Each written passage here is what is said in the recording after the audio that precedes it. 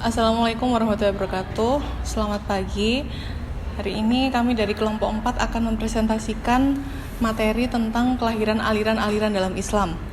Kelompok kami terdiri dari 3 orang. Yang pertama saya sendiri, Hansyafiatul Zakiyah. Lalu ada teman saya, Lailatul Fauziyah dan Miftahul Hidayati. Langsung saja kita mulai untuk materi yang pertama, yaitu sejarah terbentuknya aliran dalam Islam. Next slide. Yang pertama, sejarah terbentuknya aliran dalam Islam. Diawali dengan peristiwa wafatnya Rasulullah SAW. Setelah wafatnya Rasulullah SAW, terjadi beberapa permasalahan. Yang pertama mulai dari masalah pemakaman beliau, lalu setelah itu muncul masalah tentang siapa yang menjadi pengganti beliau sebagai kepala negara maupun sebagai kepala pemerintahan. Lalu setelah itu diputuskan untuk mengangkat sahabat Nabi menjadi khalifah sebagai pengganti beliau. Lalu muncullah kekhalifahan yang pertama digantikan oleh Abu Bakar. Alasan kenapa digantikannya Abu Bakar ini karena beberapa hal seperti yang sudah dijelaskan oleh kelompok sebelumnya. Singkat cerita, karena Abu Bakar yang menggantikan beliau ketika beliau sakit untuk menjadikan imam sholat. Lalu setelah Khalifah Abu Bakar, Khalifah yang kedua yaitu Khalifah Umar bin Khattab. Setelah Umar bin Khattab wafat, lalu digantikan oleh Khalifah Utsman bin Affan dan selanjutnya digantikan oleh Khalifah Ali bin Abi Thalib. Nah, tetapi pada saat zaman Khalifah Utsman bin Affan ini kan adalah seorang bangsawan yang kaya raya, dan dia itu pada saat itu diangkat menjadi khalifah saat usianya sudah lumayan tua, Jadi beliau saat itu sudah mulai lemah dan beliau tidak bisa membendung ambisi dari keluarganya untuk menjadi kepala pemerintahan pada saat pemerintahan beliau. Jadi pada saat pemerintahan Utsman bin Affan ini sempat terjadi beberapa pro kontra karena Utsman bin Affan mengangkat keluarganya untuk menjadi pejabat pada saat pemerintahan beliau, menjadi gubernur.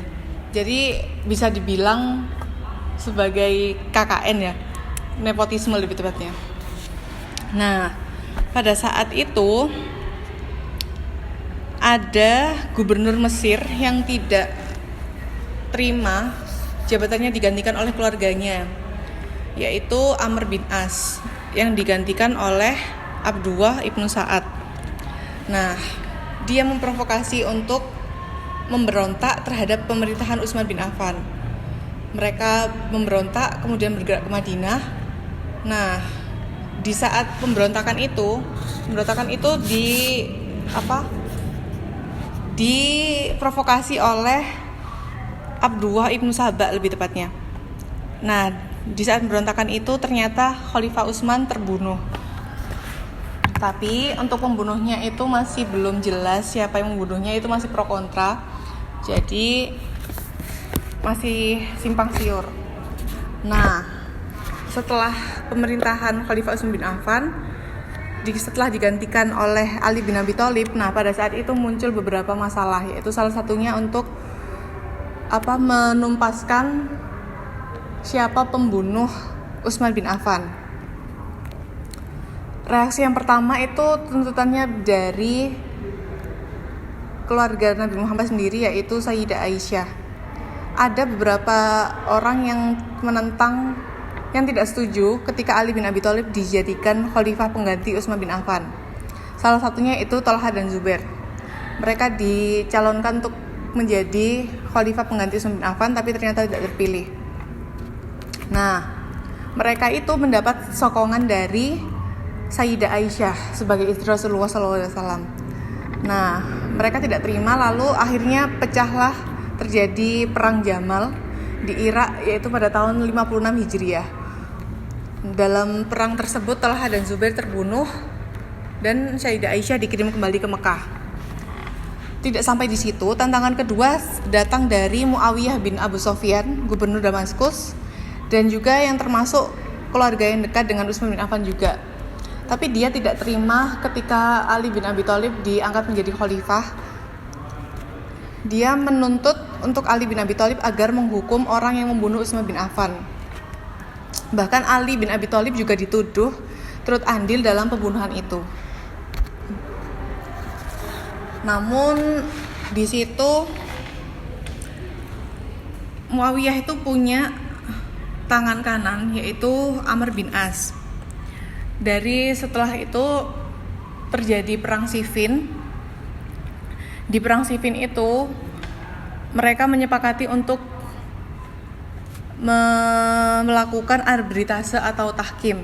Tahkim ini terjadi di Daumatul Jadal yang menghasilkan putusan. Mereka mengutus orang yang sangat dipercaya dari pihak Muawiyah, yaitu Amr bin As, dan dari pihak Ali bin Abi Thalib ada Abu Musa al-Asy'ari. Dari peristiwa tahkim ini akhirnya menghasilkan keputusan untuk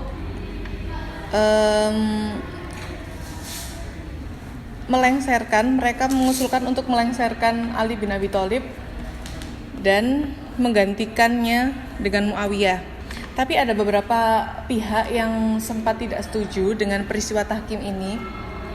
Akhirnya dari peristiwa tahkim inilah umat Islam terpecah menjadi 3 golongan. Yang pertama yaitu golongan Syiah, yaitu golongan yang pro dengan Ali bin Abi Thalib. Lalu ada golongan Khawarij, itu mereka yang keluar dari golongan Ali bin Abi Thalib, mereka tidak setuju dengan tahkim ini. Lalu ada golongan Muawiyah yang nantinya itu membentuk dinasti Umayyah setelah masa kekhalifahan. Dari kaum Khawarij ini, mereka berlandaskan bahwa semua hukum kembali kepada Al-Quran, yaitu dengan semboyan la hukmu ilallah. Mereka berpandangan bahwa Ali bin Abi Thalib telah berbuat salah dan dosa karena tidak berhukum pada Al-Quran.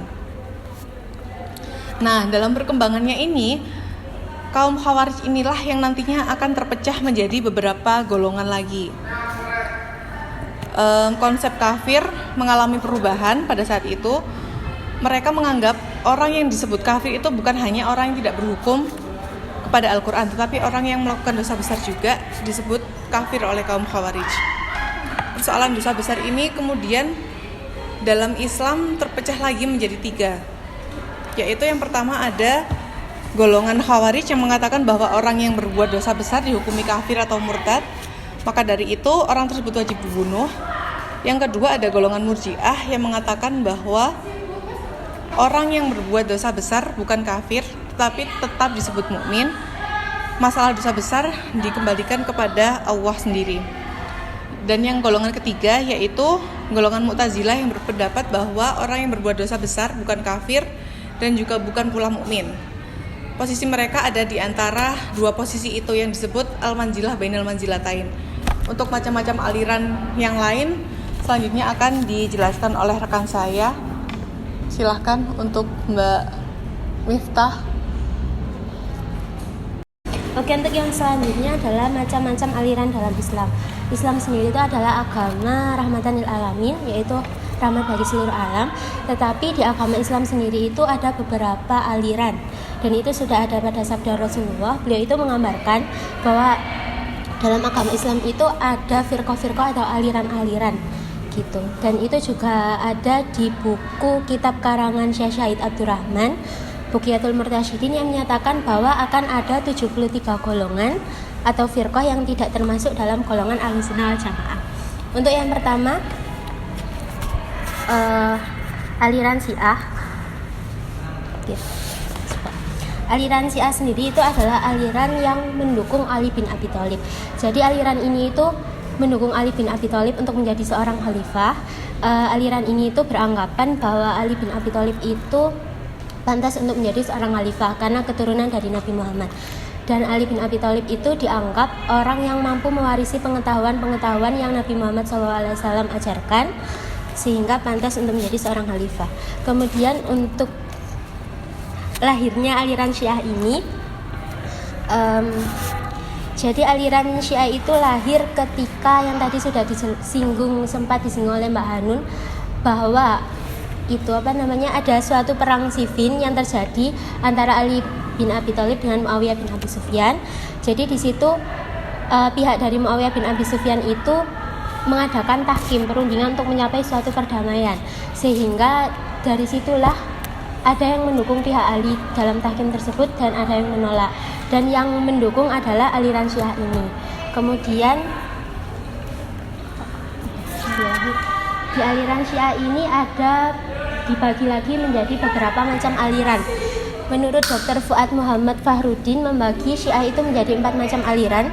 Yang pertama ada Al-Gulatiyah. Al-Gulatiyah ini aliran Syiah yang sekarang sudah tidak ada lagi karena hampir punah. Kemudian yang kedua ada Ismailiyah. Ismailiyah ini adalah aliran Syiah yang penganutnya itu menganut bahwa Ismail, putra dari Abu Ja'far al-Shadiq, itu mampu untuk meneruskan kekhalifahan ayahnya. Dan aliran ini sudah tersebar di beberapa wilayah, yaitu India, Pakistan, Afrika Utara, Eropa, dan Amerika. Kemudian yang ketiga ada Zaidiyah, yaitu tersebar di Yaman dan sekitarnya. Dan yang keempat ada 12 imam Isna al-Asy'ariyah atau al-Imamiyah.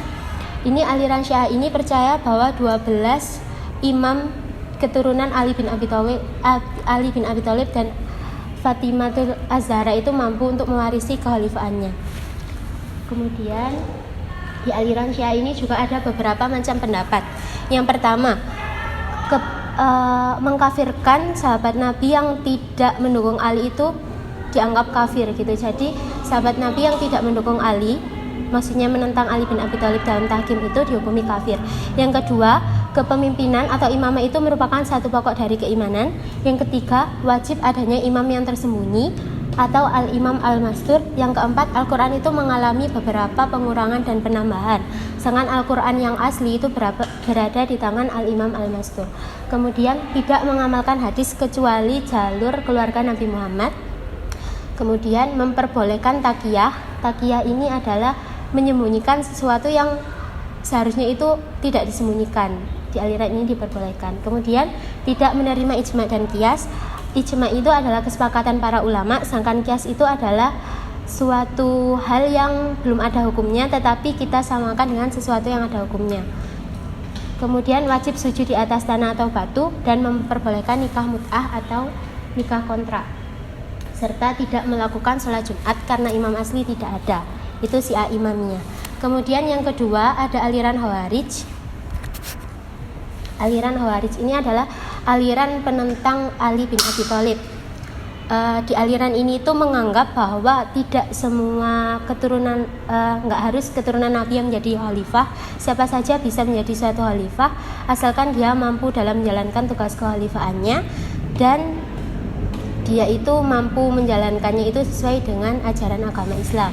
Lahirnya aliran Khawarij itu sama dengan aliran Syiah tadi, yaitu karena terjadinya perang Siffin dan tahkim tadi, sehingga terpecah kedua belah pihak, yaitu yang mendukung Ali dan yang menentang Ali. Dan yang menentang Ali inilah yang dinamakan aliran Khawarij. Dan Khawarij ini dibagi lagi menjadi beberapa macam aliran.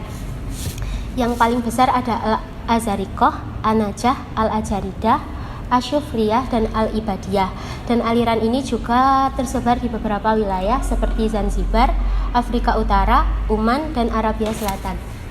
Di aliran ini juga ada beberapa macam pendapat. Yang pertama, pelaku dosa besar adalah kafir gitu. Jadi setiap orang yang melakukan dosa besar itu langsung dihukumi kafir di aliran ini. Kemudian yang kedua, imam itu boleh dipilih dari suku apa saja, tidak harus dari keturunan Nabi Muhammad, tetapi asalkan dia mampu menjalankan tugasnya sebagai khalifah sesuai dengan ajaran agama Islam. Kemudian keluar dari kepemimpinan atau kekhalifahan itu wajib apabila khalifah tersebut itu tidak sesuai dengan ajaran agama Islam atau menyimpang. Kemudian orang yang tidak sepaham dengan mereka, anak istrinya itu boleh ditawan, dijadikan budak atau dibunuh.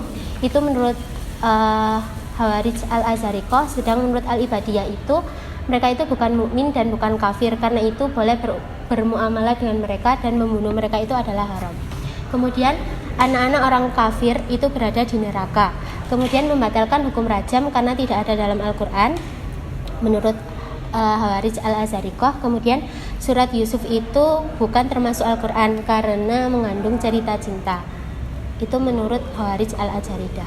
Kemudian yang ketiga, aliran Qadariyah. Qadariyah itu berasal dari kata qadar, mampu berkuasa. Artinya di aliran ini itu kita setiap manusia itu mampu berkuasa memilih perbuatan yang kita lakukan itu dan sesuai dengan kehendak diri kita sendiri, dan Tuhan itu tidak ada sangkut pautnya dengan apa yang kita lakukan. Dan lahirnya aliran Qadariyah ini muncul sekitar tahun 70 Hijriah. Pemimpinnya adalah Ma'bad Al-Jauhani Al-Bisri dan Gailan Al-Dimashqi. Golongan ini timbul di Irak pada masa Khalifah Abdul Malik bin Marwan. Kemudian pendapat-pendapatnya, manusia sendiri yang mampu memilih perbuatan yang mereka lakukan, dan mereka itu memilih perbuatannya itu sesuai dengan kehendak masing-masing, dan Tuhan itu tidak ada sangkut pautnya dengan perbuatan yang mereka lakukan. Kemudian golongan ini tuh berpandangan bahwa segala perbuatan manusia itu atas pilihannya, dan amalan atau perbuatan serta dosa yang mereka lakukan itu sesuai dengan apa yang mereka pilih untuk dilakukan. Kemudian yang keempat ada Jabariyah. Jabariyah itu berasal dari kata jabar yang artinya paksaan. Ini miskom sama yang itu tadi ya. Kalau yang Qadariyah kan kita nggak ada sangkut pautnya dengan Tuhan, sedangkan kalau Jabariyah ini kita nggak ada daya sama sekali gitu. Jadi apa yang kita lakukan itu sesuai dengan kehendak Tuhan. Kemudian lahirnya aliran ini itu pendirinya Jahan bin Safwan. Beliau itu memfatwakan bahwa manusia itu dalam keadaan terpaksa atau tidak memiliki daya sama sekali atas perbuatan yang mereka lakukan, dan mereka meyakini bahwa perbuatan yang mereka lakukan itu atas izin Allah atau atas kehendak Allah gitu. Kemudian pendapat-pendapatnya, manusia itu tidak mempunyai kemerdekaan atau kebebasan dalam memilih perbuatan yang mereka lakukan. Kemudian yang kedua, iman cukup dalam hati saja, yang artinya tidak perlu dalam lisan gitu. Kita cukup beriman dalam hati, tidak perlu kita ucapkan secara lisan. Kemudian yang ketiga, surga dan neraka itu tidak kekal dan bisa rusak. Kemudian yang kekal itu hanya Tuhan, tetapi Faham ini juga menyatakan bahwa kita nanti di akhirat itu tidak dapat melihat Tuhan karena sebaik secara panca indera maupun melalui hati, karena Tuhan itu tidak memiliki sifat yang sama seperti makhluknya. Kemudian di paham ini juga mengatakan Al-Quran itu adalah ciptaan Allah, yang artinya segala yang diciptakan adalah baru. Mungkin aliran yang selanjutnya akan dijelaskan oleh teman. Baik, yang kelima yaitu aliran Mu'tazilah. Mu'tazilah berasal dari kata i'tazala yang berarti menjauhkan diri. Asal mula kata ini adalah suatu ketika Al-Hasan Al-Basyri sedang mengajar di Masjid Basrah, datanglah seorang laki-laki bertanya tentang orang yang berdosa besar. Maka ketika ia sedang berpikir, menjawab salah satu muridnya, Wasil bin Atta, saya berpendapat bahwa ia bukan mukmin dan bukan kafir, tetapi mengambil posisi di antara keduanya. Kemudian ia menjauhkan diri dari majelis Al-Hasan dan pergi ke tempat lain dan mengulangi pendapatnya. Maka Al-Hasan mengatakan, Wasil menjauhkan diri dari kita. Selanjutnya lahirnya aliran Mu'tazilah. Pada abad permulaan kedua Hijriah, sekitar 120 Hijriah di kota Basrah, awal mula nama Mu'tazilah diberikan dari luar golongan Mu'tazilah, dan Wasil bin Atta sebagai pendiri pertama yang mempunyai pendapat yang berbeda dari gurunya, yaitu Hasan Al-Basyri. Kemudian aliran ini mempunyai pendapat-pendapat. Yang pertama, orang Islam yang berdosa besar bukan kafir dan bukan mukmin, tetapi berada di antara keduanya. Yang kedua, Tuhan bersifat bijaksana dan adil, tidak dapat berbuat jahat dan zalim. Manusia sendirilah yang memiliki kekuatan untuk mewujudkan perbuatannya yang baik dan jahat, iman dan kufurnya, taat dan tidaknya. Yang ketiga, meniadakan sifat-sifat Tuhan, artinya sifat Tuhan tidak mempunyai wujud sendiri di luar zat Tuhan. Yang keempat, baik dan buruk dapat ditentukan dengan akal. Yang kelima, Al-Quran bukan kodim tetapi hadis. Yang keenam, Tuhan tidak dapat dilihat dengan mata kepala di akhirat nanti. Yang ketujuh, hanya mengakui Isra Rasul ke Baitul Maqdis tetapi tidak mengakui mi'rajnya ke langit. Yang kedelapan, tidak mempercayai wujud arsy dan kursi Allah, malaikat pencatat amal, azab kubur. Yang ke-9, tidak mempercayai adanya mizan atau timbangan amal, hisab atau perhitungan amal, siratul mustaqim, haud dan syafaat Nabi di hari kiamat. Yang ke-10, siksaan di neraka dan kenikmatan di surga tidak kekal. Next. Yang ke-6 ada aliran Murji'ah. Murji'ah sendiri berasal dari kata arja'a yang berarti menunda atau menangguhkan. Golongan Murji'ah mempunyai paham bahwa orang yang berbuat maksiat atau kedurhakaan tidak ada pengaruh atas perbuatannya apabila sudah beriman dalam hati. Sebaliknya, orang yang melakukan kebaikan dan kebajikan juga tidak memberi pengaruh apa-apa. Lahirnya aliran Murji'ah ini muncul pada abad 1 Hijriyah pada kaum Murji'ah, merupakan reaksi akibat adanya pendapat Syiah yang mengkafirkan sahabat yang menurut mereka merampas kekhalifahan dari Ali dan pendapat Khawarij yang mengkafirkan kelompok Ali dan Muawiyah. Pada saat itulah muncullah sekelompok umat Islam yang menjauhkan diri dari pertikaian dan tidak mau ikut mengkafirkan atau menghukum salah dan menangguhkan persoalannya sampai di hadapan Allah Subhanahu wa taala. Yang selanjutnya macam aliran dan pendapat. Kaum Murji'ah ini dibagi menjadi dua, yaitu yang pertama terdapat golongan moderat. Mereka berpendapat bahwa orang-orang yang berdosa bukan kafir dan tidak kekal dalam neraka. Yang kedua ada golongan ekstrim yang berpendapat bahwa orang Islam yang percaya pada Allah kemudian menyatakan kekufuran secara lisan tidak menjadi kafir karena iman itu letaknya di dalam hati, bahkan meskipun yang melakukan ritual agama lain. Yang kedua yang dimaksud ibadah adalah iman, sedangkan sholat, puasa, zakat, dan haji hanya menggambarkan kepatuhan saja. Yang ketiga, maksiat atau pekerjaan-pekerjaan jahat tidak merusak iman. Yang keempat, menangguhkan hukuman orang yang berdosa di hari kiamat. Yang terakhir, ada aliran Ahlus Sunnah wal Jamaah. Ahlus Sunnah bermakna penganut atau pengikut sunnah Nabi. Jamaah bermakna pengikut ulama yang paling banyak setelah Rasulullah. Jadi Ahlus Sunnah wal Jamaah mengandung makna pengikut sunnah Nabi dan para sahabat beliau yang sesuai dengan Al-Quran dan hadis. Lahirnya Ahlus Sunnah wal Jamaah itu terdapat pada dua masa. Yang pertama pada pemerintahan Bani Abbas, Ahlus Sunnah wal Jamaah mulai dikenal sebab pada saat itu Mu'tazilah berkembang pesat, sehingga Ahlus Sunnah wal Jamaah harus diterapkan karena sangat sesuai dengan Al-Quran dan Sunnah. Yang kedua, pada abad ketiga Hijriyah muncullah Ahlus Sunnah wal Jamaah yang dipelopori oleh dua tokoh ulama besar dalam bidang teologi, yakni Abu Hasan al-Asy'ari dan Abu Mansur al-Maturidi. Ahlus Sunnah wal Jamaah timbul untuk menjawab firqah yang sesat atau tidak sesuai dengan Al-Quran dan hadis. Ahlus Sunnah wal Jamaah bisa juga disebut Sunni atau Asy'ariyah dan Maturidiyah, dinisbatkan kepada kedua kelompok tersebut. Yang selanjutnya adalah pendapat dalam Ahlus Sunnah wal Jamaah ini.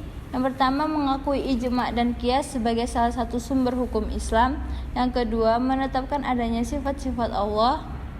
Yang ketiga Al-Quran adalah qadim bukan hadis. Dan yang terakhir adalah orang Islam yang berdosa besar tidaklah kafir. Sama penutupan. Sekian presentasi dari kelompok kami. Kurang lebihnya mohon maaf. Terima kasih. Assalamualaikum warahmatullahi wabarakatuh.